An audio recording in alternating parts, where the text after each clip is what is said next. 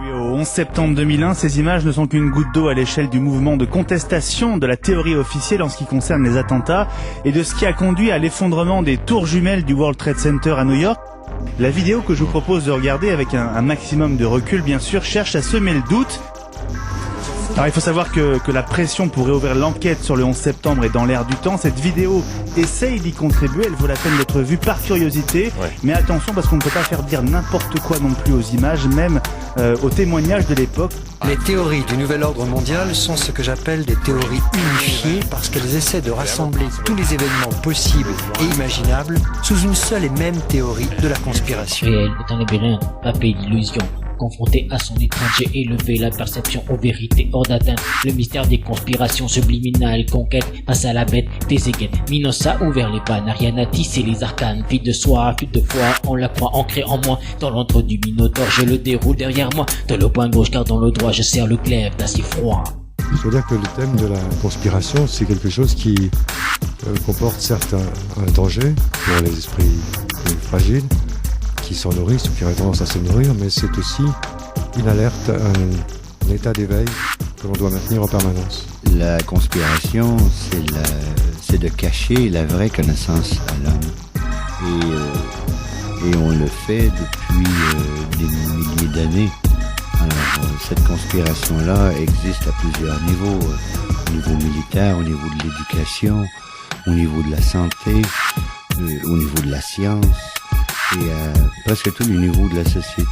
Et généralement, derrière cette conspiration, il y a une société secrète qui a toujours plus ou moins trait aux Illuminati. Ainsi, on aperçoit des signaux relativement discrets, qui se veulent discrets, et ces signaux sont destinés à ceux qui ont, comme on dit, des oreilles pour entendre, des yeux pour voir.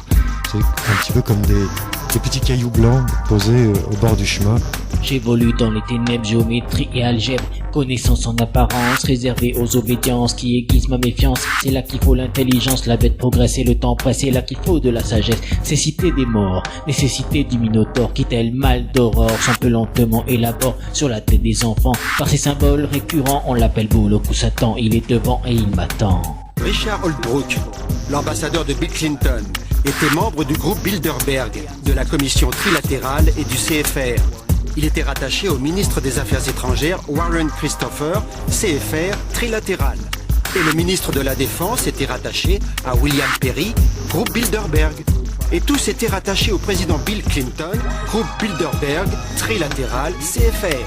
Pourquoi les médias ne nous l'ont-ils jamais dit? Pourquoi le Daily Telegraph n'en a-t-il jamais parlé?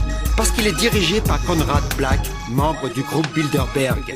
Et pourquoi le Washington Post n'a-t-il pas révélé que tous ces gens étaient liés par les mêmes organisations?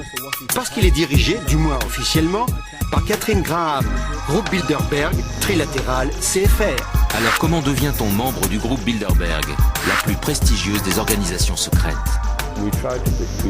On essaie de choisir des hommes d'influence. C'est le but. On permet aux futurs dirigeants politiques de s'instruire sur le monde et de rencontrer des personnes qu'ils n'auraient pas l'occasion de rencontrer normalement. Ces personnes se réunissent pour discuter et prendre des décisions. On se demande de quoi ils parlent et pourquoi, et dans quelle mesure les décisions qu'ils prennent influent sur le monde. Ces gens ont des objectifs précis de nature satanique. Ils veulent gouverner le monde. Ils ne veulent pas simplement contrôler le corps des gens, mais posséder leur âme. Et leur plus grand désir est que l'incarnation de Satan, l'Antéchrist, devienne le maître absolu.